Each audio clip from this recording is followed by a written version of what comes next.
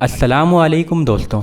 मक्का में एक नौजवान तेज़ी से घोड़े दौड़ाते हुए दाखिल हुआ और मक्का के सरदारों की महफिल में जाकर कहने लगा, हमें शिकस्त हो गई है। उतबा, शैबा और ज़मआ सारे सरदार मारे गए। सफ़वान बिन उमैया ने उस नौजवान का मजाक उड़ाते हुए कहा, ये नौजवान पागल है, इसकी बातों पर ध्यान मत दो। इस पर उस नौजवान ने सफ़वान बिन उमैया से कहा, तुम्हारे बाप और तुम्हारे भाई को भी मैंने कत्ल होते हुए देखा है और सुहेल इब्ने अमर को कैदी बनते हुए देखा है। तब अबू सुफियान की बीवी हिंद बिनते उतबा ने उससे पूछा, मेरे बाप उतबा को किसने कत्ल किया? उस नौजवान ने जवाब दिया, जंग के शुरू में ही उतबा बिन रबिया को हमजा इब्ने अब्दुल मुत्तलिब ने कत्ल किया था। हिंद ने इंतकाम के जोश में कहा, मैं हमजा इब्ने अब्दुल मुत्तलिब से अपने बाप का इंतकाम लेकर रहूंगी। इसके बाद जब कुरैश का शिकस्त खाया लश्कर मक्का वापस लौटा तो वहां अबू सुफियान ने उन सब से कहा, कुरैश के लोगों, अपने कत्ल होने वालों पर मत रो और उन पर कोई रोने वाली औरत नूहा ना करे और तुम मजबूती के साथ सब्र करो। इस तरह रो कर गम मनाओगे तो तुम्हारा गुस्सा खत्म हो जाएगा और इस तरह तुम मुसलमानों की दुश्मनी से गाफिल हो जाओगे और जब मुसलमानों तक तुम्हारे रोने पीटने की खबर पहुंचेगी तो वो खुशी मनाएंगे। हम अपना बदला जरूर लेंगे। मैं अपने सर पर तेल लगाना और अपनी बीवी के पास जाना अपने ऊपर हराम करता हूँ जब तक कि मैं मुसलमानों से जंग ना कर लूँ। अबू सुफियान की इस तकरीर के बावजूद कुरैश ने अपने मकतूलीन पर 1 महीने तक नूहा किया। मक्का में कोई ऐसा घर बाकी ना रहा जिसमें नूहा व मातम ना हुआ हो। औरतें अपने सरों के बाल काट कर गलियों में निकल कर नूहा करती थीं। इसके बाद कुरैश की औरतें अबू सुफियान की बीवी हिंद बिनते उतबा के पास आकर कहने लगी, क्या तुम अपने बाप, अपने भाई, अपने चचा और अपने घर वालों पर नहीं रोओगी? तो हिंद ने कहा, अगर मैं रोई तो ये बात मुसलमानों तक पहुंच जाएगी और वो खुश होंगे। अल्लाह की कसम, हरगिज नहीं। जब तक मैं मुसलमानों से बदला ना ले लूं, मैंने भी अपने शौहर अबू सुफियान की तरह अपने सर पर तेल लगाना हराम कर दिया है। अल्लाह की कसम, अगर मैं जानती कि रोने की वजह से गम मेरे दिल से चला जाएगा तो मैं रो लेती, लेकिन इसे कोई चीज़ दूर नहीं कर सकती सिवाय इस बात के कि मैं अपने प्यारों के कातिलों से अपना बदला अपनी आंखों से देख लूं। इसके बाद हिंद ना अपने बालों पर तेल लगाती और ना वो अबू सुफियान के बिस्तर के करीब जाती। 1 साल के बाद जब अबू सुफियान एक तिजारती काफिले के साथ मक्का लौटे और तमाम तिजारती माल दारो नदवा में रखा तो जुबैर बिन मुतअम, सफ़वान बिन उमैया और इकरमा बिन अबी जहल उसके पास आकर कहने लगे, अबू सुफियान, तुम खूब जानते हो कि ये मक्का वालों के अमवाल और कुरैश के कीमती तिजारत के सामान हैं। क्यों ना हम इनके जरिए से मुसलमानों की तरफ जंग के लिए एक लश्कर रवाना करें। तुम देख ही रहे हो कि हमारे बाप दादा, हमारे बेटे और हमारे कबीलों में से कौन कौन लोग कत्ल कर दिए गए हैं। अबू सुफियान ने पूछा, क्या कुरैश के दिल इस बात पर राजी हैं? उन सब ने कहा, हाँ। तो अबू सुफियान कहने लगे, तो फिर मैं पहला शख्स हूँ जिसने इस बात को कबूल किया, क्योंकि अल्लाह की कसम, मैं खुद वो शख्स हूँ जिसका नुकसान हुआ है और मैं खुद बदला लेने वाला ज़हन रखता हूँ। मेरा बेटा हंज़ला बदर में कत्ल किया गया और मेरी कौम के बहुत से मुअज़्ज़िज़ीन भी कत्ल हुए। इसके बाद उन सब ने मुसलमानों पर हमला करने की तैयारी कर ली। फिर सफ़वान बिन उमैया ने कहा,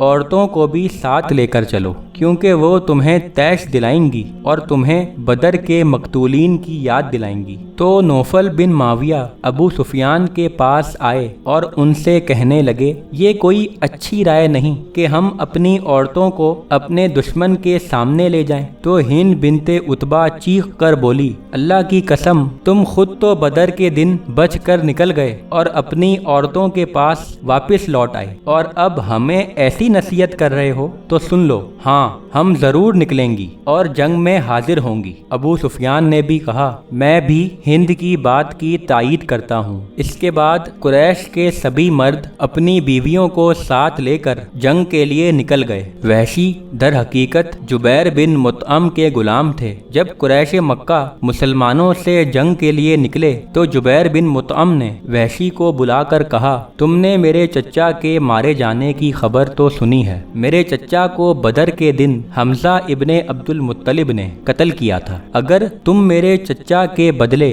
حمزہ ابن عبد المطلب کو قتل کر دو تو میں تمہیں آزاد کر دوں گا۔ چنانچہ وحشی غزوہ احد کے دن اپنی برچھی لے کر نکلے۔ وہ اس دن حضرت حمزہ کے علاوہ کسی سے بھی لڑنے یا قتل کرنے کا ارادہ نہیں رکھتے تھے۔ جب وحشی قافلے میں ہند بنت عتبہ کے پاس سے گزرے تو ہند نے وحشی کو دیکھ کر کہا شاباش وحشی، ہمارے دلوں کو شفا دو اور خود بھی آزاد ہو جاؤ۔ اس کے بعد احد کے پہاڑ کے دامن میں جنگ شروع ہونے سے پہلے ہند باقی عورتوں کے ساتھ دف بجا کر کہہ رہی تھی ہم ستارے طارق کی بیٹیاں ہیں، اگر تم آگے بڑھو گے اور بہادری سے لڑو گے تو ہم تمہیں گلے لگائیں گی اور تمہارے لیے نرم و نفیس قالین کے بستر بچھائیں گی، اور اگر تم نے پیٹھ دکھائی اور بھاگ کھڑے ہوئے تو ہم تم سے جدا ہو جائیں گی، ایسی جدائی جس میں کوئی محبت باقی نہیں رہے گی۔ اس کے بعد جب وحشی میدان میں نکلے تو انہوں نے حضرت حمزہ کو دیکھ لیا۔ حضرت حمزہ کے سامنے جو بھی آ رہا تھا وہ اسے اپنی تلوار سے کاٹ کر رکھ دیتے تھے۔ یہ دیکھ کر وحشی حضرت حمزہ سے ڈر گئے۔ وہ حضرت حمزہ سے بچنے کے لیے چھپنے لگے اور اپنی برچھی ہاتھ میں لیے ایک پتھر کی آڑ میں ہو گئے۔ ادھر مسلمانوں کی مشرکین کے ساتھ جنگ جاری تھی اور پھر مسلمانوں کو فتح نصیب ہو گئی۔ مشرکین شکست کھا کر بھاگ کھڑے ہوئے، وہ مڑ کر بھی نہیں دیکھ رہے تھے۔ اس سے پہلے جو عورتیں ہند کے ساتھ دف بجا رہی تھیں وہ اب آہو بکا کر کے بھاگ رہی تھیں۔ مسلمانوں نے دیکھا کہ مشرکین کی عورتیں پہاڑیوں پر بڑی تیزی کے ساتھ دوڑتی جا رہی تھیں۔ ان عورتوں نے اپنی پنڈلیوں سے کپڑے اٹھائے ہوئے تھے اور ان کے پازیب دکھائی دے رہے تھے۔ یہ منظر دیکھ کر پہاڑی درے پر تعینات تیر اندازوں نے کہنا شروع کر دیا کہ دوڑو اور مال غنیمت حاصل کرو۔ تب مال غنیمت حاصل کرنے کے لیے تیر اندازوں نے پہاڑی درہ چھوڑ دیا۔ خالد ابن ولید کو یہ جگہ خالی نظر آئی۔ وہ پیچھے سے اپنے لشکر کے ساتھ حملہ آور ہو گئے۔ یہ دیکھ کر ہر طرف سے مشرکین واپس لوٹ آئے اور مسلمانوں پر حملہ کر دیا۔ اس پر مسلمانوں کے پاؤں اکھڑ گئے۔ دوسری طرف وحشی حضرت حمزہ کو قتل کرنے کے لیے پتھر کی آڑ میں گھات لگا کر بیٹھے تھے۔ جب حضرت حمزہ وحشی کے قریب آئے اور وحشی کو حضرت حمزہ پر پوری طرح قابو پانے کا موقع مل گیا تو انہوں نے اپنی برچھی کو لہرایا اور حضرت حمزہ کا نشانہ لینے لگے۔ پھر وحشی نے اچھی طریقے سے نشانہ لے کر اس برچھی کو حضرت حمزہ کی طرف پھینک دیا۔ وہ برچھی حضرت حمزہ کے ناف کے نیچے لگی۔ حضرت حمزہ نے اٹھنے کی کوشش کی لیکن وہ اٹھ نہ سکے۔ یہ ان کا آخری وقت تھا۔ اس کے بعد حضرت حمزہ ابن عبد المطلب کی روح پرواز کر گئی۔ یہ دیکھ کر وحشی حضرت حمزہ کے پاس گئے اور اپنی برچھی نکالی اور میدان سے واپس آ گئے۔ اس دن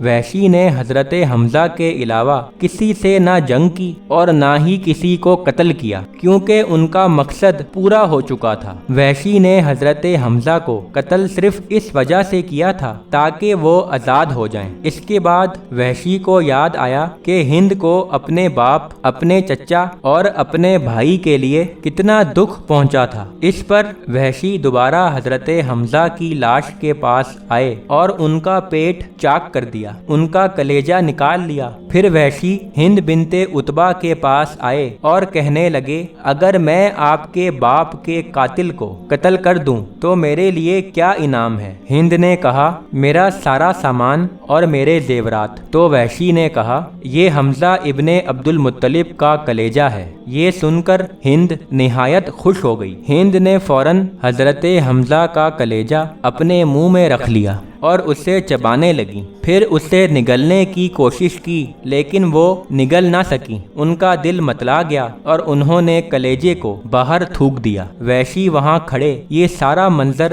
دیکھ رہے تھے۔ پھر ہند نے اس خوشی میں اسی وقت اپنے زیورات اتار کر وحشی کو دیتے ہوئے کہا، جب تم مکہ آؤ گے تو تمہارے لیے 10 دینار مزید انعام ہے۔ پھر ہند نے وحشی سے کہا، مجھے حمزہ کے قتل ہونے کی جگہ دکھاؤ۔ تو وحشی انہیں حضرت حمزہ کی لاش کے پاس لے آئے۔ اس پر ہند نے حضرت حمزہ کی ناک کاٹ دی، ان کے دونوں ہاتھ کاٹ دیے، پھر ان کٹے ہوئے اعضاء سے اپنے لیے 2 پازیب اور 2 کنگن بنا لیے۔ پھر حضرت حمزہ کے کلیجے کو بھی اپنے پاس رکھ لیا۔ اس کے بعد ہند بنت عتبہ اور اس کے ساتھ موجود عورتیں مسلمانوں کی مقتولین کے جسم کے اعضاء کاٹنے لگیں۔ ہند اور تمام عورتوں نے ناک اور کان کاٹے اور پھر ہند نے مردوں کے کانوں اور ان کی ناکوں سے ہار بنا لیا۔ اس کے بعد ہند ایک اونچی چٹان پر چڑھ گئی اور اپنی پوری طاقت سے چلا کر بولی،